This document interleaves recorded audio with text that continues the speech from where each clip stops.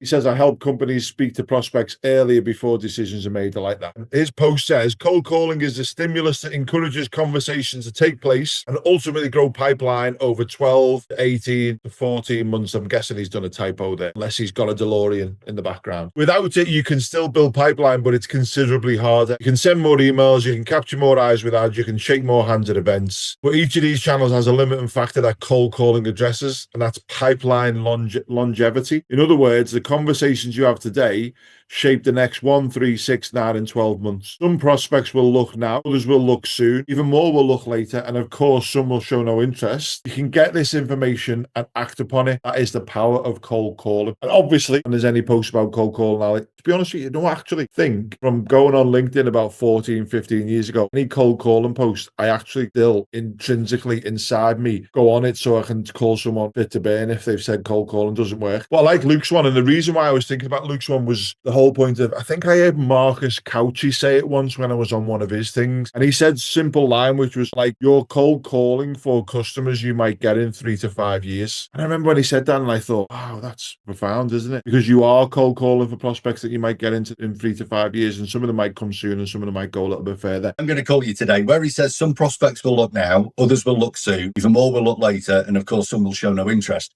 This is basically the Chet buyers pyramid that he's talking. If you've never had a look at this, go on Google, go on AI, just look for Chet buyer pyramid, and it shows that ultimately % of your marketplace is in a position to do business with you right now. So ultimately, if you make 100 calls, 87% of them are not going to be able to do business with you right now in a B2B environment, which is a huge generalization, but it always seems to work out. You're just starting the conversation off. And I think what I dig into Luke's post here and I see so often is this is where so much cold outreach, phone, email, DM, video, anything falls down, is it's trying to rush the process. It's trying to go from first date to wedding in as fast a time as humanly possible. Why? Because we're all told that speed kills deals. You've got to get momentum, but you've got to follow the process. And if you've just interrupted somebody's world unannounced, you can't rush that process. So yes, this is the beginning bit. You might come across people that will look now, some are going to look later. Get that momentum going, start that conversation.